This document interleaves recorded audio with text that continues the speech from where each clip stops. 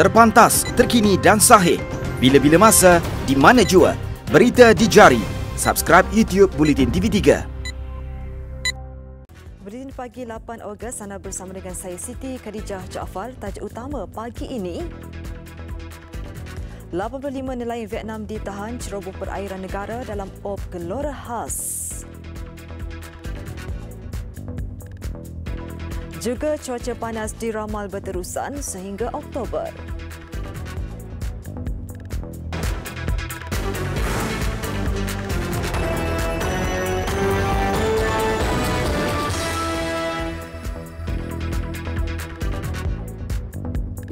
Assalamualaikum dan salam sejahtera. Seramai 85 nelayan warga Vietnam bersama 6 bot ditahan kerana menceroboh dan menangkap ikan di perairan negara. Mereka ditahan menerusi operasi Gelora khas sejak 25 Julai lalu membabitkan rampasan dianggarkan bernilai 6.5 juta ringgit. Kesemua nelayan yang ditahan berusia antara 15 hingga 60 tahun. Bot mereka ditahan dalam lingkungan 30 hingga 100 batu nautika dari perairan negara. Polis turut merampas semua bot bersama peralatan menangkap ikan dan hasil tangkapan. Semua nelayan itu ditahan mengikut Seksyen 15 dan Seksyen 16 Akta Perikanan 1985. Kita punya kerajaan Malaysia telah kerugian ketirisan ini hampir 6 bilion setahun dengan kita punya aktiviti luaran yang dijalankan oleh orang-orang yang tidak bertanggungjawab di luar sana, yang hasil-hasil tu bukan pergi limpahan kepada rakyat Malaysia, memberi limpahan kepada orang lain. Operasi membabitkan 182 pegawai dan anggota termasuk Jabatan Perikanan Pahang. Jenazah penuntut Malaysia di Sydney, Amirul Ashraf Mat Azhar yang meninggal dunia selepas dipercayai tergelincir dari pangsapuri di diaminya semalam akan dibawa pulang ke tanah air selewat-lewatnya minggu depan.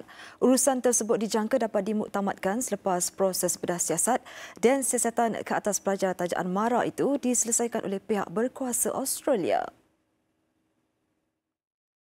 Urusan pengumuman kita nak bawa jenazah dalam proses untuk membawa jenazah ini pulang ke Malaysia. Jadi ini bukan kes yang biasa, antara kes yang terpencil, dan kita harap juga saya mengucapkan takziah kepada keluarga arwah, dan kita doakan semoga rohnya dicucuri rahmatnya, dan kita di pihak MARA juga kita usaha juga untuk membantu dari segi pengurusan, membantu untuk membawa jenazah pulang ke Malaysia.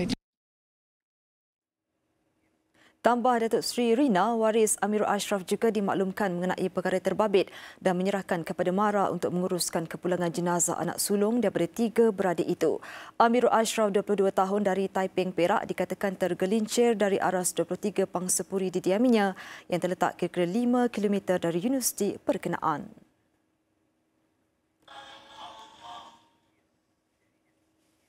Malaysia dijangka mengalami cuaca panas dan kurang taburan hujan sehingga Oktober depan.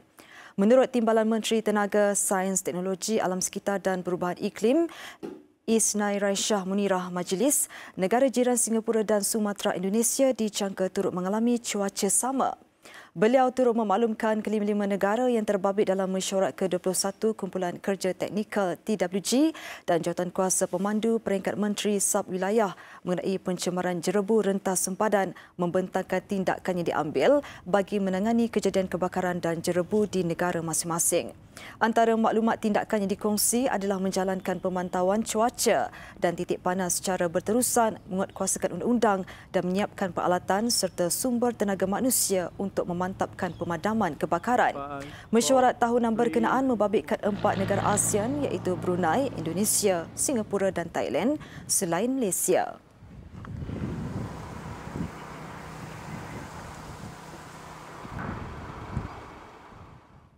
Dua pekerja Sabah Electric City Sdn Bhd SESB cedera selepas kotak panel elektrik 11 kV terbakar di sebuah pencawat elektrik di Kampung Bahagia Tenom petang semalam. Dalam kejadian jam 3.30 petang itu, mangsa Ahmad Kawi Siman 54 tahun parah akibat melecuk 64%, manakala Sabdin Kadir 52 tahun hanya cedera ringan. Ketua Pusat Gerakan Operasi Jabatan Bomba dan Penyelamat Malaysia JBPM Sabah, Katiza Rahaban berkata, Balai Bomba dan Penyelamat Tenom menerima panggilan berhubung kejadian itu pada jam 3.41 petang. Kebakaran berlaku ketika kerja penyelenggaraan di pencawang itu sedang dilakukan. Kedua-dua mangsa yang cedera dibawa ke Hospital Tenom untuk rawatan lanjut.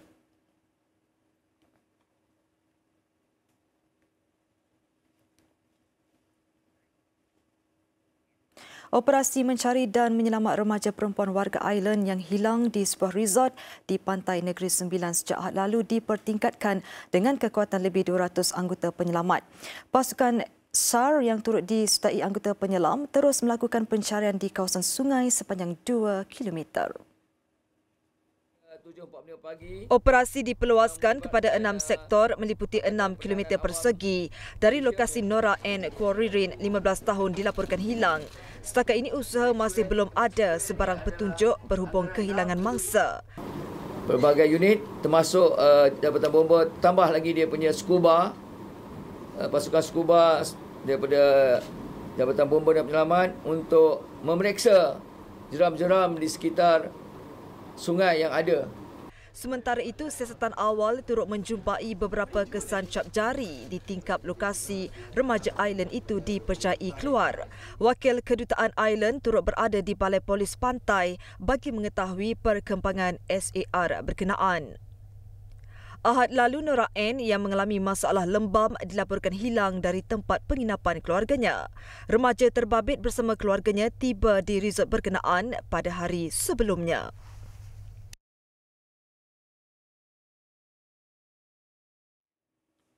Dalam pada itu, 20 orang saksi telah dirakam percakapan setakat ini.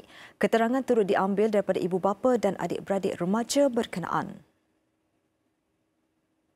Setiap saksi, setiap maklumat yang kita terima, kita akan panggil dan kita telah mengambil banyak statement. Kita telah ambil hampir 20 kenyataan saksi berhubung dengan kes ini.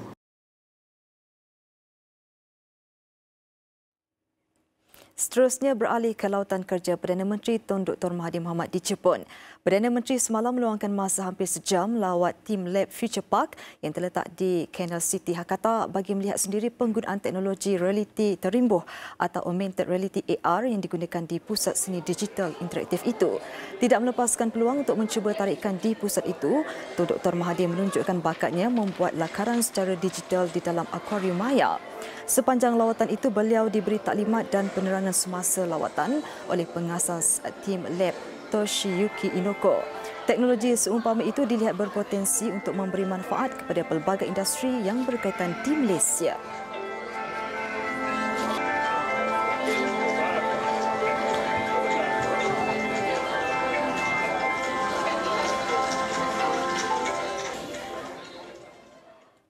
Skim Pinjaman Mudah Tanam Semula Pekebun Kecil Sawit dan Skim Pinjaman Mudah Input Pertanian Pekebun Kecil Sawit yang diperkenalkan kerajaan tidak membebankan pekebun kecil sawit kerana kadar faedah yang dikenakan hanya 2% tahun.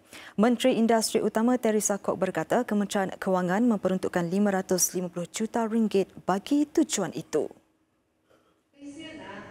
Sejumlah RM500 juta akan diperuntukkan bagi TSPKS dan RM50 juta bagi IPPKS. Lembaga Minyak Sawit Malaysia MPOB akan mula menerima permohonan mulai 15 Ogos ini dan Agrobank bertindak untuk menguruskan semua permohonan.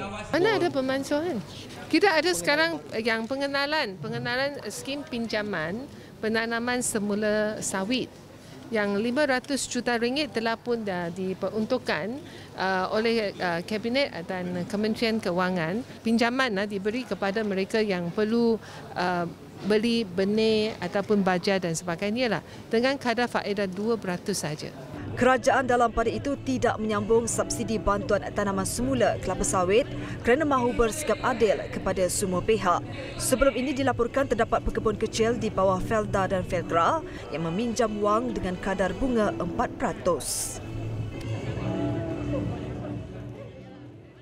Cubaan dua lelaki menggunakan taktik laluan lebih jauh untuk membawa masuk bekalan daun ketum ke Kelantan gagal mengaburi mata pihak berkuasa.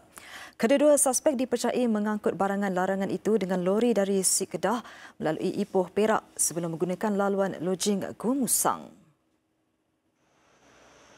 Suspek ditahan di hadapan sebuah stesen minyak di Laloh, Kuala Krai Isnin lalu bersama 2 tan daun ketum.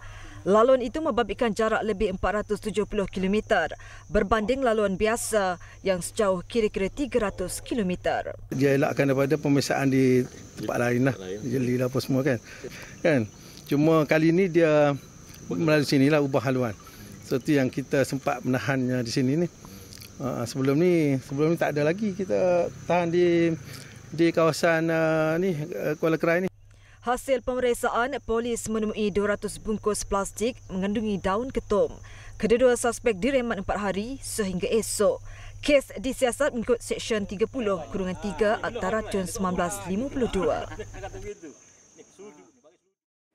Sultan Kelantan Sultan Muhammad Kelima menitahkan kerajaan negeri membantu 7 keluarga mangsa kebakaran di Kampung Dusun Muda, Kota Baru Isnin lalu. Bantuan itu termasuk menawarkan rumah projek perumahan rakyat PPR kepada keluarga terbabit. Baginda bertitah demikian selepas mencemar duli menziarahi keluarga berkenaan yang tinggal sehelai sepinggang akibat kejadian itu. Baginda turut berkenan menyampaikan sumbangan peribadi dan melawat tapak kebakaran. Semua mangsa kini menumpang di rumah keluarga mereka, manakala sebahagian lagi tinggal sementara di Dewan Kelas Jahitan milik kerajaan negeri. Sementara itu, Ahli Parlimen Kota Baru, Datuk Taqiyuddin Hassan berkata, bantuan kini diusahakan oleh agensi yang bertanggungjawab. Kita akan cadangkan mangsa ni yang tidak ada rumah, sebahagiannya penyewa, bukan tuan rumah. Untuk mereka ni pergi duduk di PPR di Sungai Keladi, di Kelocor. Jadi itu yang disebut tadi lah. Berapa unit akan didapat? Tak, yang ni tengok satu rumah tu ada 4 keluarga pun ada. Satu rumah yang terbakar tu ada 4 keluarga. Tapi anak beranak lah.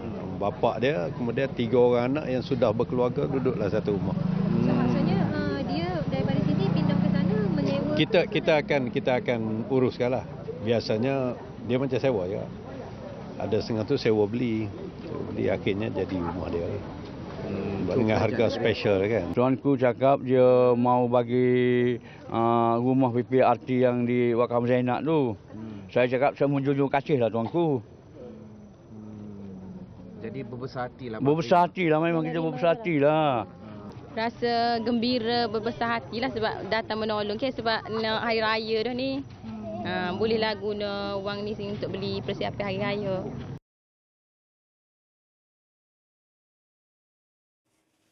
Kisah seorang remaja berjaya dalam kehidupan hasil bantuan Pertubuhan Keselamatan Sosial Pekeso bakal diabadikan dalam filem berjudul Warkah yang akan menemui penonton 15 Ogos ini. Filem diinspirasikan daripada kisah benar itu bermula dengan kiriman sepucuk surat oleh seorang remaja kepada Ketua Pegawai Eksekutif Perkeso, Datuk Seri Dr. Muhammad Azman Aziz Muhammad. Filem yang dibintangi Namron, Syazwan Zulkifli, Isyariana Wafi dan pelakon cilik baru Rayana Reka ini bertujuan untuk memupuk kesedaran kemalangan dan pengoperasian kepada pencarum dan masyarakat.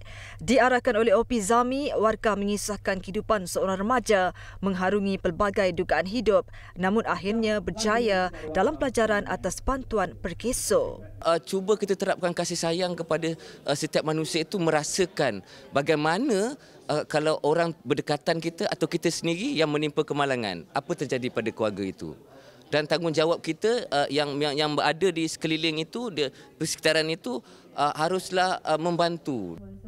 Coretan surat tersebut berjaya menyentuh hati beliau dan mengambil keputusan untuk membabitkan diri dalam pembikinan filem ini. Maknanya ramai orang tak tahu tentang apa itu Perkeso, maknanya apa sumbangan Perkeso kepada rakyat Malaysia atau pekerja-pekerja kat Malaysia ni. Kalau tahu pun mungkin dia orang akan tahu dari sudutnya, oh dia kita mencarung dengan pakai so kalau kita bekerja.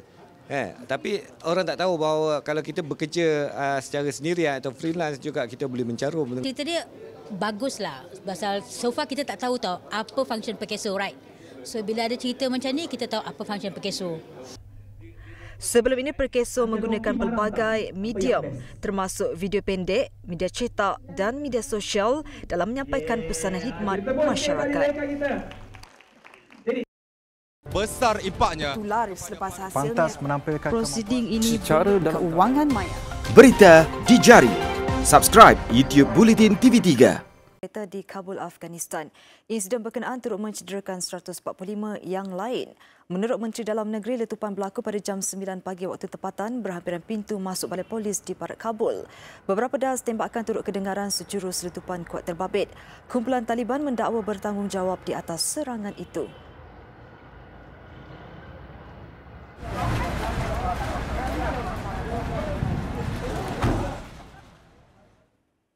Perdana Menteri Thailand Prayut Chan-o-cha mengadakan lawatan kerja ke Yala bagi meningkatkan kemajuan ekonomi wilayah selatan negara itu. Ia lawatan rasmi pertama beliau ke wilayah bergolak itu selepas memegang jawatan Perdana Menteri untuk penggal kedua. Prayut turut diiringi oleh Menteri Kabinet yang akan meninjau dan meningkatkan taraf hidup dan ekonomi setempat. Beliau turut merasmikan bangunan pusat pentadbiran kerajaan wilayah selatan yang terletak di tengah pusat bandar Yala selain menyampaikan sejumlah wang sumbangan kepada Jabatan Agama Islam 5 wilayah. Prayut kini mempertimbangkan untuk melantik ketua delegasi proses rundingan damai. ในด้านของวิสัยทัศน์จังหวัดยะลากำหนดว่าการมูลค่าเพิ่มและการ Kira-kira 100 penerbangan keluar dan masuk di Britain terpaksa dibatalkan susulan sistem operasi syarikat penerbangan British Airways terkendala. Menurut laporan, sekurang-kurangnya 18,000 penumpang terkandas di lapangan terbang Gatwick dan Heathrow. Lebih 200 lagi penerbangan British Airways juga terpaksa ditangguhkan. Dalam satu kenyataan, British Airways bagaimanapun menegaskan sedang berusaha secepat mungkin untuk menyelesaikan masalah berkaitan sistem yang menyebabkan pembatalan dan penangguhan ke beberapa destinasi jarak dekat. Syarikat penerbangan itu bagaimanapun enggan mengesahkan jumlah sebenar perkhidmatan yang dibatalkan.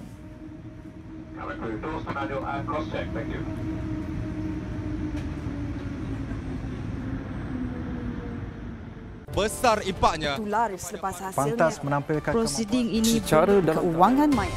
Berita di jari. Subscribe YouTube Bulletin TV3. Sukan. Saingan Piala Malaysia bersambung untuk perlawanan kedua peringkat kumpulan dengan tumpuan terarah kepada pertemuan Johor Darul Takzim JDT menentang PJ City FC di Lakin. Selepas beberapa kali ego Harimau Selatan dicala pasukan dari Lembah Kelang ini, JDT tidak lagi memberi ruang apabila merakam kemenangan bergaya 4-2 mengatasi PJ City. Sementara tiga pasukan lain PKNS FC, Pulau Pinang dan PDRM masing-masing ceria melakar kemenangan pertama untuk meraih 3 mata berharga. Pertemuan JDT dan PJ City FC di Lakin memang dinanti selepas beberapa keputusan perlawanan sebelum ini sedikit mencalar rekod tuan rumah. Dan JDT bermula baik membuka jaringan menerusi sentuhan Safawi Rashid hasil percubaan dari luar kotak penalti pada minit ke-9. Bagaimanapun gol kedua JDT hanya menyusul 2 minit sebaik aksi separuh masa bersambung, kali ini menerusi jaringan Diogo Luis Santo. Minit ke-59, satu serangan balas ditambah dengan kesilapan yang dilakukan pertahanan JDT, Aidil Zafwan Abdul Razak yang menyaksikan PJ City merapatkan kedudukan hasil sentuhan Washington Brandol. Dan minit ke-70, PJ City kembali mengikat kedudukan 2-2 selepas lorongan Washington disudahkan R. Barat Kumar. Tersentak dengan jaringan berkenaan, JDT pantas membalas meraih gol ketiga 2 minit berselang, sekali lagi hasil penyudah Diogo. Dan jaringan Gonzalo Cabrera pada minit ke-81 melengkapkan kemenangan 4-2 JDT melunas luka yang dilakukan PJ City sebelum ini. Sementara itu di Paroi, tuan rumah Negeri Sembilan tewas buat kali kedua berturut-turut, kali ini kepada PKNS FC.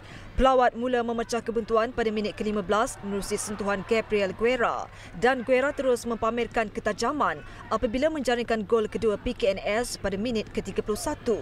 2-0 tamat separuh masa. Usaha tuan rumah untuk bangkit selepas rehat tidak berapa berkesan. Dan Negeri Sembilan hanya berjaya merapatkan kedudukan di penghujung permainan hasil sentuhan Igor Luis yang pastinya agak terlewat untuk menyekat kemenangan 2-1 PKNS. Di Stadium Bandaraya, tuan rumah Pulau Pinang ceria melakar kemenangan pertama mendudukkan Sabah 2-1. Seawal minit ke-9, tuan rumah sudah di depan gol hasil sentuhan Julian Botara. Sabah kembali mengikat kedudukan 2 minit sebaik permainan bersambung. Rudoljo Paunovic tenang menyempurnakan sepakan penalti untuk menyamakan kedudukan 1-1 buat Sabah. Bagaimanapun minit ke-73 permainan, percubaan Anselmo da Silva terkena pertahanan Sabah sebelum bola terus menerjah gawang pelawat menjadikan kedudukan 2-1 memihak Pulau Pinang. Dan kedudukan berkenaan kekal sehingga tamat perlawanan, pastinya keputusan yang mengecewakan buat skuad kendalian Julius Ating yang tewas kali kedua berturut-turut.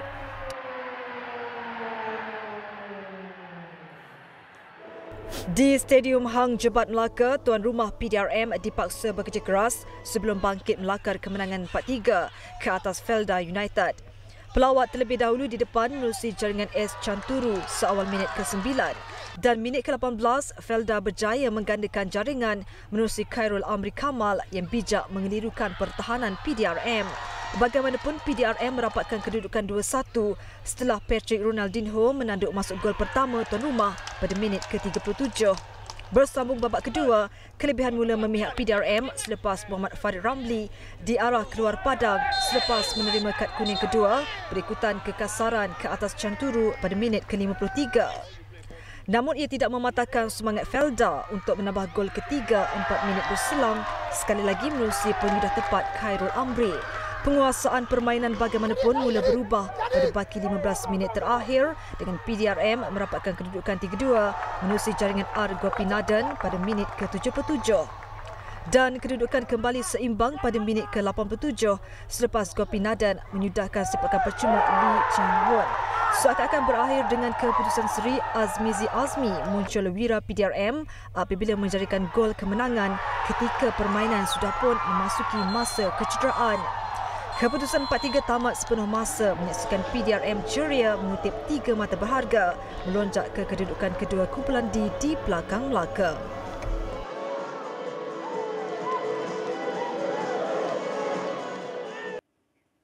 Sekian Buletin Pagi, ikuti lebih banyak berita di platform media sosial Buletin TV3. Saya Siti Khadijah Jaafar, selamat hormat dan Assalamualaikum.